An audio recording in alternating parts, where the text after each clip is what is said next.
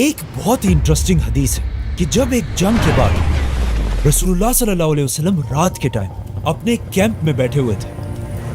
तो एक सहाबी आप सल्लल्लाहु अलैहि वसल्लम से मिलने के लिए उनके कैंप के अंदर गए। तो आप सल्लल्लाहु अलैहि वसल्लम ने उसे अपने पास बिठाया और उसे फ्यूचर के बारे में एक बहुत ही इंपॉर्टेंट बात बताई कि मुझसे क़यामत की कुछ निशानियां सुनो, मेरी मौत और उसके बाद यरूशलेम की फतह और फिर एक ऐसी वबा, एक ऐसी बीमारी जो तुम मुसलमानों को ग्रेट नंबर्स में मारेगी। इस हदीस के बाद ये सब कुछ एग्जैक्टली इसी तरह ही हुआ।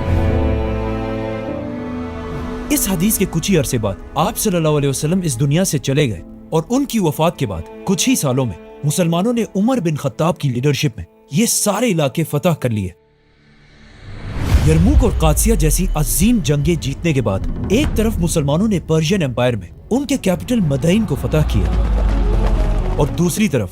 रोमन एम्पायर में मुसलमानों ने पैगंबरों की सिटी यरूशलेम को फतह किया, जिसे हम पूरा एक्सप्लेन कर चुके हैं। नाउ यहाँ से आगे मुसलमान रुके नहीं, बल्कि हजरत उमर के ऑर्डर्स पर मुसलमानों ने अपनी फौज को ग्रुप्स में डिवाइड किया। एक ग्रुप अबू उबैदा और खालिद बिन वलीद की लीडरशिप में ऊपर तुर्की की तरफ रवाना हुआ और दूसरा ग्रुप आम्र बिन आस की लीडरशिप में फलस्तीन के इलाके गज्जा को फतह करने के लिए गया। यस, वही गज्जा जहां पर आज खालिद बिन वलीद और अबू उबैदा फुल स्पीड आगे बढ़ रहे थे और बहुत सारी छोटी छोटी जंगों के बाद मुसलमानों ने ये सारा इलाका भी फतह कर लिया। लेकिन इन सारी जंगों में एक जंग को डिस्कस करना बहुत ही इंपॉर्टेंट है, the battle of the iron bridge, क्योंकि ये जंग बिल्कुल यरमुक और कादसिया की तरह एक बहुत बड़ी जंग होने वाली थी, क्योंकि रोमन एम्पायर हजारों की फौज लेकर इस ब्रिज के पास खड़ी थी और दरिया के दूसरी तरफ अबू उबैदा सिर्फ 15,000 की फौज के साथ खड़े थे। और अब एक बार फिर मुसलमानों और रोमन्स के दरमियान एक बहुत बड़ी जंग होने वाली थी। लेकिन एक मिनट, अगर ये इतनी एक बड़ी जंग, तो हमने आज तक इसके बारे में कुछ सुना क्यों नहीं है? क्योंकि ये जंग शुरू होने से पहले ही खत्म हो गई। जैसे ही मुसलमानों की फौज एक दूसरे के सामने आई, अचानक रोमन फौज ने देखा कि उनकी एक साइड से कुछ आवाजें आ रही हैं। जब रोमन फौज ने थोड़ा गौर से देखा तो एक दूसरी फौज फुल स्पीड इनकी तरफ बढ़ रही थी। एंड ऑफ कोर्स ये फौज कौन लीड कर रहा था? खालिद बिन वलीद। आज तक इस बात का पता नहीं चला कि खालिद बिन वलीद ने कब और कैसे इस दरिया को क्रॉस किया था, लेकिन अचानक जंग से पहले ही खालिद बिन वलीद ने वहां पहुंचकर इस रोमन फौज को क्रश कर दिया और रोमन्स एक बार फिर ये जंग छोड़कर भाग गए। और इस तरह ये इतनी बड़ी जंग शुरू होने से पहले ही खत्म हो गई। ये जंग सीरिया में मुसलमानों की आखिरी जंग थी और इस जंग के बाद मुसलमानों ने हमेशा के लिए पूरे शाम को फतह कर लिया। अब मुसलमानों की खिलाफत का कंट्रोल सीरिया, फलस्तीन, जॉर्डन और लेबनान तक फैल चुका था, जिसके बाद मुसलमानों के आर्मी चीफ अबू उबैदा यहीं पर रहे और खालिद बिन वलीद अकेले अपनी फौज के साथ पहली बार रोमन एम्पायर के मेन हेडक्वार्टर तुर्की में दाखिल हुए और बहुत तेजी से रोमन एम्पायर के कैपिटल कॉन्स्टेंटिनोपल, इस्तांबुल की तरफ बढ़ने लगे। बट वेट, अगर खालिद बिन वलीद रोमन एम्पायर के कैपिटल के इतने क्लोज पहुंच चुके थे तो फिर उन्होंने इसे फतह क्यों नहीं किया? बल्कि ये सिटी तो इससे 800 साल बाद एक दूसरे बादशाह सुल्तान मोहम्मद फातेह ने फतह की थी। क्योंकि जैसे ही खालिद बिन वलीद तुर्की में दाखिल हुए, यहाँ पर एक बहुत बड़ा मसला हुआ। हजरत उमर रज़ियल्लाहु अन्हु ने खलीफा बनते ही खालिद बिन वलीद को उनके पोस्ट आर्मी चीफ के ओहदे से हटा दिया था, लेकिन अब भी मुसलमान खालिद बिन वलीद को बाकी सारे जनरल से बहुत ज्यादा पावरफुल समझते थे, क्योंकि अब भी कुछ नए मुसलमान ये समझते थे कि आज ये खिलाफत राशिदा जहां भी है सिर्फ खालिद बिन वलीद की वजह से है। और हजरत उमर को ये बात बिल्कुल भी पसंद नहीं थी और वो सबको ये दिखाना चाहते थे कि ये खिलाफत मेरी या खालिद की वजह से नहीं, बल्कि अल्लाह की वजह से कायम है। इसके अलावा एक मसला ये भी था कि इससे कुछ ही अरसा पहले एक दिन खालिद बिन वलीद कहीं बैठे हुए थे और एक शायर ने उनके सामने कुछ अशार पढ़े, तो खालिद बिन वलीद ने खुश होकर उस शायर को 10,000 दरहम दिए। लेकिन अब मसला ये था कि हजरत उमर ने मुसलमानों की फौज में अपने जनरल्स को कंट्रोल में रखने के लिए हर जगह जासूस बिठाए हुए थे। जैसे ही खालिद बिन वलीद ने उस शायर को पैसे दिए, वहां बैठे हजरत उमर के एक जासूस ने फौरन ये खबर मदीना में खलीफा तक पहुंचाई। हजरत उमर को ये बात बिल्कुल पसंद नहीं आई کہ ہم یہاں مدینہ میں بالکل ایک سادہ اور عام زندگی گزار رہے ہیں اور ہمارے جنرلز وہاں یہ سب کر رہے ہیں، اور حضرت عمر کو اس بات کا بھی ڈر تھا کہ کہیں خالد بن ولید نے اس شاعر کو یہ پیسے مسلمانوں کے مال غنیمت سے نہ دیے ہوں۔ تو فوراً حضرت عمر نے مدینہ سے ایک لیٹر آرمی چیف ابو عبیدہ کی طرف بھیجا۔ یہ بہت ہی ایک خطرناک لیٹر تھا جس میں حضرت عمر نے 3 آرڈرز دیے تھے۔ نمبر 1، جنرل خالد بن ولید کو امیسا کے سارے مسلمانوں کے سامنے پیش کیا جائے اور پھر سب کے سامنے ان سے یہ پوچھا جائے کہ انہوں نے اس شاعر کو یہ 10,000 درہم اپنی جیب سے دیے ہیں یا مسلمانوں کے بیت المال سے۔ اگر اپنی جیب سے دیے ہیں تو یہ بالکل فضول خرچی ہے، اور اگر بیت المال سے دیے ہیں تو یہ اس ایمپائر کے ساتھ خیانت ہے۔ دونوں صورتوں میں خالد بن ولید کو فوج سے ڈسمس کرنا جائز ہے۔ نمبر 2، خالد بن ولید اس اوپر والے کویسچن کا جو بھی جواب دے اسے مسلمانوں کی فوج سے ڈسمس کر دیا جائے۔ نمبر 3، اور ڈسمس کرنے کے بعد اسے فوراً مسلمانوں کے کیپٹل مدینہ میں میرے پاس بھیجا جائے۔ اب یہاں پہ پرابلم یہ تھی کہ خالد بن ولید کی پرسنالٹی سے تو رومن اور پرشین ایمپائر کے بادشاہ بھی کامتے تھے، تو اب حضرت عمر کو اس کام کے لیے ایک ایسے انسان کی ضرورت تھی جو خالد بن ولید جیسے پاورفل آدمی کا بھی حساب لے سکے، اور اس کام کے لیے حضرت عمر نے ایک بہت بڑا صحابی مؤذن رسول بلال رضی اللہ تعالیٰ عنہ کو چوز کیا۔ بلال رضی اللہ تعالیٰ عنہ کوئی عام صحابی نہیں تھے، انہوں نے اسلام بہت ہی سخت ٹائم میں قبول کیا تھا جب وہ ایک غلام تھے اور ان کے مالک ان پر بہت سخت ظلم کیا کرتے تھے، لیکن پھر بھی وہ اسلام سے پیچھے نہیں ہٹے۔ تو اسی لیے حضرت عمر نے خالد بن ولید جیسے بڑے جنرل کو کنفرنٹ کرنے کے لیے بلال رضی اللہ تعالیٰ عنہ کو بھیجا۔ تو اب خلیفہ کے آرڈر کو پورا کرنے کے لیے آرمی چیف ابو عبیدہ نے ہوم سٹی کے سارے لوگوں کو جمع کیا اور خالد بن ولید کو بھی یہی آنے کا حکم دیا۔ خالد بن ولید نے یہاں پہنچ کر یہ محسوس کیا کہ کچھ تو گڑبڑ ضرور ہے، کیونکہ ابو عبیدہ اپنا سر نیچے کر کے بالکل خاموش بیٹھے تھے اور اس پورے محفل میں بالکل ایک پن ڈراپ سائلنس تھی۔ تو خالد بن ولید آ کر اپنی جگہ پر بیٹھے اور سامنے بلال رضی اللہ تعالیٰ عنہ بھی بیٹھے تھے۔ تو حضرت بلال رضی اللہ تعالیٰ عنہ نے بہت ویٹ کیا کہ اب ابو عبیدہ کچھ بولیں گے، اب کچھ بولیں گے، لیکن کافی دیر گزرنے کے بعد بھی ابو عبیدہ بالکل خاموش رہے۔ تو حضرت بلال رضی اللہ تعالیٰ عنہ کو سمجھ آ گئی کہ ابو عبیدہ بہت ہی ایک سافٹ انسان ہے، اور انہوں نے خالد بن ولید کے ساتھ بہت ساری جنگیں لڑی تھی اور دونوں بالکل بھائیوں کی طرح ایک دوسرے کے قریب تھے۔ تو آخر حضرت بلال اس محفل میں کھڑے ہوئے اور وہاں سب کے سامنے خالد بن ولید سے پوچھا کہ اے خالد، ہمارے خلیفہ عمر بن خطاب یہ جاننا چاہتے ہیں کہ تم نے جو 10,000 درہم اس شاعر کو دیے تھے وہ تم نے اپنے پیسوں سے دیے تھے یا مسلمانوں کے بیت المال سے۔ یہ سن کر خالد بن ولید اور وہاں پر سبھی بالکل حیران ہو گئے۔ تو بلال رضی اللہ تعالیٰ عنہ نے دوبارہ پوچھا کہ خالد، یہ پیسے اپنے جیب سے دیے تھے یا بیت المال سے؟ اس پر خالد بن ولید نے آخر کہا کہ یہ میں نے اپنے پیسوں سے دیے تھے۔ ناؤ خالد بن ولید اس واقعے کے بعد واپس اپنے سولجرز کی طرف چلے گئے۔ یہاں پہ ایک بات نوٹ کرنا لازمی ہے کہ اس زمانے کی دنیا میں سلیوز اور اسپیشلی بلیک سلیوز کو بالکل جانوروں کی طرح ٹریٹ کیا جاتا تھا، لیکن اب جب امیسا میں ایک فارمر بلیک سلیو اس وقت کے سب سے طاقتور جنرل کو کنفرنٹ کر رہا تھا، وہاں کے لوگ یہ سب دیکھ کر بہت ہی حیران تھے۔ لیکن اس سب سے یہ کلیئرلی پتا چلتا ہے کہ رسول اللہ صلی اللہ علیہ وسلم نے اپنے آخری خطبے میں جو بات کہی تھی کہ کسی وائٹ کو کسی بلیک پر اور کسی عربی کو کسی اجمی پر کوئی فوقیت حاصل نہیں۔ اس طرح حضرت عمر کی اس خلافت میں ریسزم کا کانسیپٹ بالکل ختم ہو چکا تھا۔ خالد بن ولید تو واپس اپنے سولجرز کے پاس چلے گئے تھے، لیکن ابو عبیدہ ابن جراح انہیں یہ بات بتا ہی نہیں سکے کہ اس لیٹر میں 2 اور پوائنٹس بھی ہیں کہ خالد بن ولید کو مسلمانوں کی فوج سے ڈسمس کر کے مدینہ کی طرف بھیجا جائے، اور وہاں مدینہ میں حضرت عمر خالد بن ولید کا انتظار کرتے رہے۔ لیکن آخر کافی دنوں بعد انہیں سمجھ آ گئی کہ ضرور ابو عبیدہ نے انہیں بتایا ہی نہیں ہوگا۔ تو حضرت عمر نے ایک دوسرا خط خالد بن ولید کی طرف ڈائریکٹ بھیجا کہ تمہیں فوج سے ڈسمس کر دیا گیا ہے اور فوراً سارے کام چھوڑ کر مدینہ میں آ کر مجھ سے ملو۔ خالد بن ولید حضرت عمر کا لیٹر پڑھنے کے بعد دوبارہ ابو عبیدہ ابن جراح کے پاس گئے اور ان سے کہا کہ تم نے مجھے کیوں نہیں بتایا کہ حضرت عمر نے مجھے فوج سے نکال دیا ہے؟ تو ابو عبیدہ نے انہیں کہا کہ آج یہ جو بھی ہو رہا ہے اس میں بالکل بھی انوالو نہیں ہوں، یہ سب خلیفہ کے آرڈرز ہیں۔ تو آخر فائنلی خالد بن ولید شام میں اپنی فوج کو چھوڑ کر مدینہ کی طرف روانہ ہوئے، لیکن مدینہ جانے سے پہلے خالد بن ولید شام کی ان سٹیز کی طرف گئے جنہیں انہوں نے خود فتح کیا تھا، اور خالد بن ولید کو دیکھ کر ان سٹیز کے لوگ ان کے استقبال کے لیے باہر نکلے اور وہاں کے لوگوں کے سامنے آخری سپیچ کر کے انہیں الوداع کہا، اور پھر فائنلی مدینہ پہنچے۔ جیسے ہی خالد بن ولید مدینہ پہنچے اور حضرت عمر کے گھر کی طرف جانے لگے تو راستے میں ہی ان کی ملاقات خلیفہ عمر سے ہوئی۔ ایک طرف دنیا کا سب سے طاقتور بادشاہ عمر بن خطاب کھڑے تھے اور دوسری طرف دنیا کے سب سے بڑے جنرل خالد بن ولید۔ تو پہلے حضرت عمر نے فرمایا کہ خالد، تم نے جو کیا ہے وہ دنیا میں آج تک کوئی بھی نہیں کر سکا، لیکن یاد رکھو جو بھی ہوتا ہے وہ صرف اللہ ہی کرتا ہے۔ یہ ان دو گریٹ پرسنالٹیز کے درمیان ایک بہت ہی فرینک ڈسکشن تھی، جس میں خالد بن ولید نے حضرت عمر سے کہا کہ آپ نے میرے ساتھ جو یہ کیا ہے اچھا نہیں کیا۔ تو حضرت عمر نے اسے کہا کہ پہلے مجھے یہ بتاؤ تمہارے پاس اتنے پیسے کہاں سے ہیں کہ تم نے ایک شاعر کو 10,000 درہم دیے؟ تو خالد بن ولید نے انہیں کہا کہ یہ تو میں نے اپنے پیسوں سے دیے۔ تو خلیفہ عمر نے حکم دیا کہ خالد بن ولید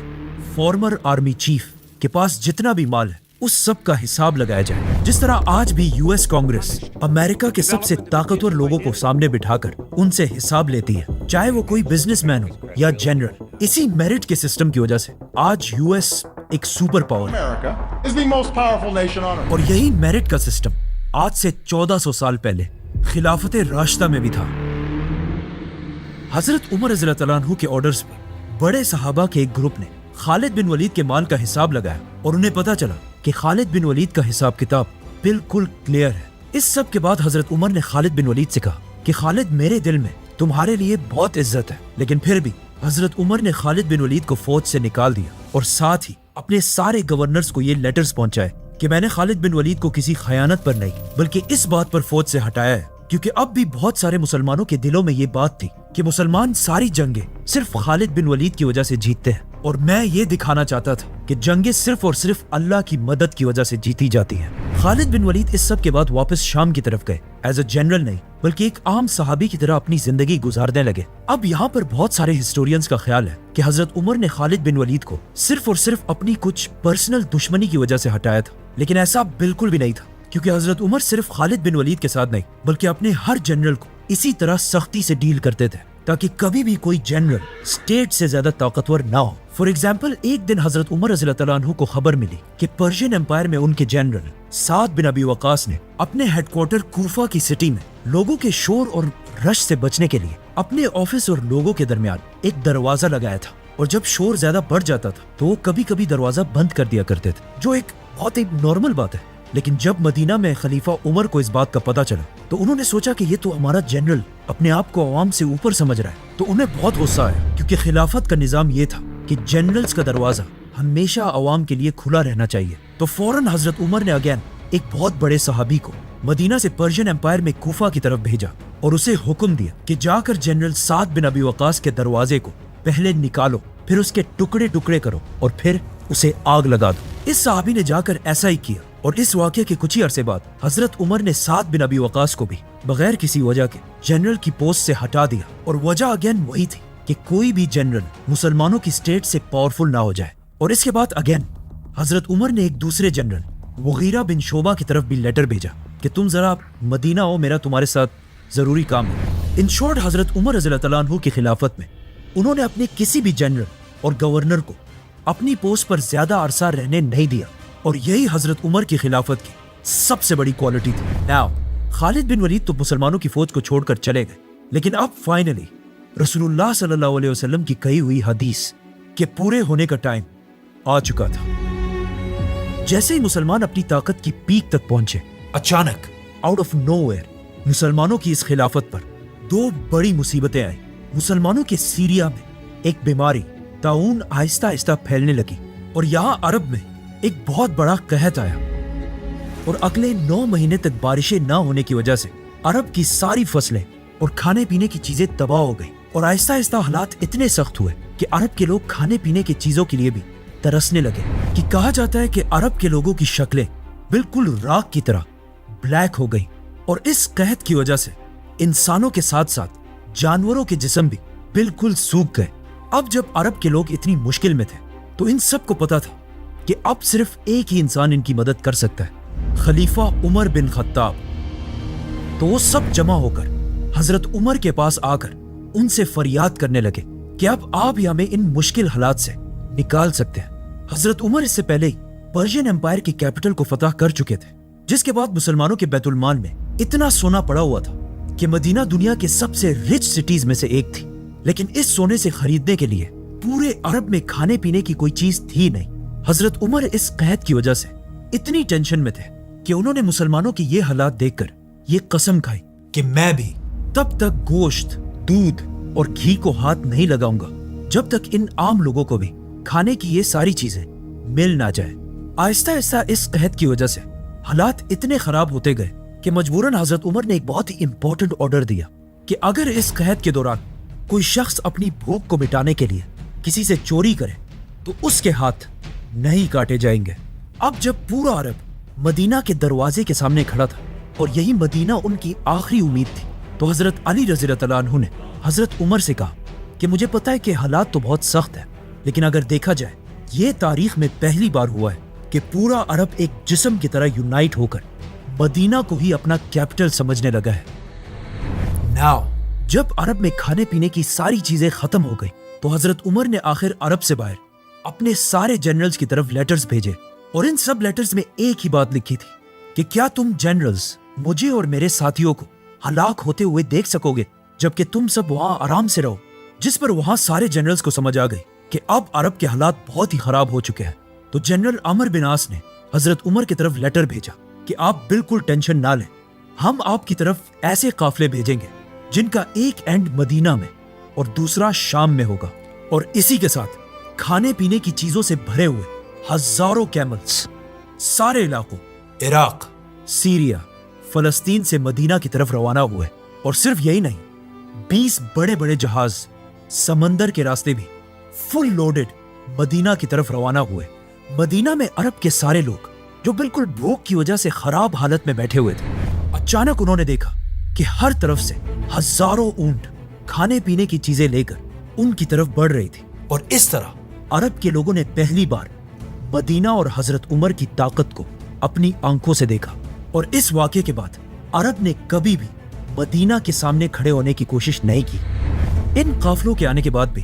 قحط ختم نہیں ہوا اور اتنی ایکسٹریم تک پہنچا کہ ایک دن ایک غریب عرب نے جب کھانے کے لیے ایک بکری کو ذبح کیا تو اس بکری سے بہت کم گوشت اور صرف ہڈیاں ہی نکلی۔ تو اس غریب آدمی نے غم سے چیخ کر بولا کہ آج اگر رسول اللہ صلی اللہ علیہ وسلم زندہ ہوتے تو یہ دن ہمیں نہیں دیکھنا پڑتا۔ کہا جاتا ہے کہ جب یہی غریب شخص اسی بھوک کے ساتھ رات کو سونے لگا تو اس نے خواب میں رسول اللہ صلی اللہ علیہ وسلم کو دیکھا، جس میں آپ صلی اللہ علیہ وسلم نے اس آدمی کو آرڈر دیا کہ عمر تک میرا سلام پہنچاؤ اور اسے یہ بتاؤ کہ عمر تمہیں کیا ہو گیا ہے، عقل سے کام لو۔ یہ آدمی نیند سے اٹھ کر سیدھا حضرت عمر کے پاس مدینہ پہنچا تو حضرت عمر کے غلام نے اسے روک لیا اور اس سے پوچھا کہ تم کون ہو؟ تو اس نے کہا مجھے جانے دو، میں رسول اللہ کا میسج لے کر آیا ہوں۔ یہ سن کر سب حیران ہو گئے کہ یہ کیسے ہو سکتا ہے، لیکن جیسے ہی اس نے حضرت عمر کو اپنے خواب کے بارے میں بتایا تو حضرت عمر سمجھ گئے کہ آپ صلی اللہ علیہ وسلم مجھے نماز استسقاء کے بارے میں یاد دلا رہے ہیں۔ یہ وہ نماز ہے جس میں اللہ سے بارش کے لیے دعا کی جاتی ہے۔ تو اسی کے ساتھ حضرت عمر نے اپنے سارے گورنرز کو یہ آرڈرز بھیجے کہ ہم سب پوری خلافت راشدہ میں ایک ہی دن ایک ہی ٹائم پر ایک ساتھ کھڑے ہو کر یہ نماز پڑھیں گے اور اللہ سے بارش کی دعا کریں گے۔ اور جیسے ہی عرب، شام، عراق، فلسطین کے سارے لوگ نماز کے لیے کھڑے ہوئے اور اللہ سے بارش کی دعا کی تو اس کے کچھ ہی ٹائم بعد اچانک بارش شروع ہو گئی اور اس طرح آہستہ آہستہ قحط کی یہ مصیبت ختم ہو گئی۔ لیکن اب جیسے ہی قحط کا یہ مسئلہ ختم ہوا تو at the same time Syria کی جو بیماری آہستہ آہستہ پھیل رہی تھی وہ اتنی اسٹرانگ ہو چکی تھی کہ سیریا کے ہر گھر میں لوگ اس بیماری سے مرنے لگے، اور آہستہ آہستہ یہ بیماری سیریا میں مسلمان آرمی کے کیمپس تک بھی پہنچی، جس سے بہت سارے مسلمان سولجرز شہید ہونے لگے۔ جب مدینہ میں حضرت عمر کو اس سب کا پتہ چلا تو انہوں نے فوراً ایک لیٹر آرمی چیف ابو عبیدہ کی طرف بھیجا اور انہیں فوراً مدینہ کی طرف آنے کا حکم دیا۔ اس لیٹر کو پڑھ کر ابو عبیدہ ابن جراح کو سمجھ آ گئی کہ حضرت عمر انہیں اس لیے بلا رہے ہیں تاکہ وہ بیماری سے انہیں بچا سکے۔ تو ابو عبیدہ نے حضرت عمر کو جواب دیا کہ میں اس مشکل ٹائم میں اپنے سولجرز کو اکیلا چھوڑ کر یہاں سے نہیں جا سکتا، اگر مجھے بھی ان کے ساتھ مرنا ہو تو میں یہی مروں گا۔ ابو عبیدہ کا یہ لیٹر جب مدینہ میں حضرت عمر تک پہنچا تو وہ اسے پڑھ کر رونے لگے۔ تو لوگوں نے پوچھا کہ کیا ہوا، کہیں ابو عبیدہ وفات تو نہیں ہو گئے؟ تو حضرت عمر نے کہا کہ نہیں، بلکہ مجھے خدشہ ہے کہ وہ فوت ہونے والے ہیں، اور ایگزیکٹلی ایسا ہی ہوا۔ आर्मी चीफ अबू उबैदा के साथ साथ मुसलमानों की फौज के 25,000 सोल्जर्स इस बीमारी से शहीद हो गए। इन 25,000 में बहुत सारे सोल्जर्स वो थे जिन्होंने यरमूक जैसी अजीम जंग जीती थी, और इन्हीं सोल्जर्स ने पहली बार इस्लाम को पूरी दुनिया में फैलाने की शुरुआत की थी। इन 25,000 सोल्जर्स का शहीद होना उस वक्त इस्लामिक एम्पायर के लिए एक बहुत बड़ा धचका था। आर्मी चीफ अबू उबैदा ने अपनी वफात से पहले मुसलमानों का नया आर्मी चीफ माज बिन जबल रज़ियल्लाहु तआला अन्हु को नॉमिनेट किया था, जिसके बाद वो आर्मी चीफ तो बन गए, लेकिन कुछ ही अरसे बाद वो भी इस बीमारी से फौत हो गए, और उनके साथ सीरिया के बहुत सारे गवर्नर्स भी शहीद हुए, जिनमें से एक यजीद बिन अबी सुफियान भी थे, जो मुआविया बिन अबी सुफियान के भाई थे। तो अब इन सारे जनरल्स और गवर्नर्स के शहीद होने के बाद हजरत उमर ने इन इलाकों के लिए नए लीडर्स चूज किए, जिससे यंग मुसलमानों को चांस मिला कि वो सामने आकर लीडर्स बन सके। तो हजरत उमर ने सीरिया में मुसलमानों का नया आर्मी चीफ अमर बिन आस को बनाया और बाकी सिटीज के लिए गवर्नर्स भेजे, जिनमें से एक गवर्नर का नाम था मुआविया बिन अबी सुफियान, क्योंकि हजरत मुआविया के भाई यजीद बिन अबी सुफियान भी पहले एक गवर्नर थे। हजरत मुआविया इससे पहले आप सल्लल्लाहु अलैहि वसल्लम के आखिरी दौर में कुरान लिखने वाले सहाबा में से भी थे, और अब उनके भाई यजीद के फौत होने के बाद हजरत उमर ने उन्हें ही दमिश्क का गवर्नर बनाया। जैसे ही अमर बिन आस मुसलमानों की फौज के आर्मी चीफ बने, तो उन्होंने एक जबरदस्त फैसला किया और मुसलमानों को हुक्म दिया कि ज्यादा एक साथ रहने के बजाय एक दूसरे से दूर जाकर रहो और एक दूसरे से मिलना जुलना बंद कर दो, जिस तरह कोरोना वायरस में पूरी दुनिया का सिस्टम था, ताकि ये बीमारी खुद ब खुद खत्म हो जाए। And it worked. Aahista Aahista कुछ ही अरसे में ये बीमारी सीरिया से खत्म हो गई। अब फाइनली मुसलमानों की दोनों बड़ी मुसीबतें, कहत और बीमारी, खत्म हो चुकी थी। तो हजरत उमर हालात को कंट्रोल करने के लिए खुद सीरिया की तरफ गए, और वहां उनकी मुलाकात नए आर्मी चीफ अमर बिन आस से हुई, जिन्होंने हजरत उमर के सामने एक नया प्लान रखा कि अब जब हमारे हालात ठीक हो चुके हैं, तो हमें स्लो होने के बजाय आगे बढ़ना चाहिए और एक नए इलाके की तरफ जाना चाहिए, इजिप्ट। सब्सक्राइब।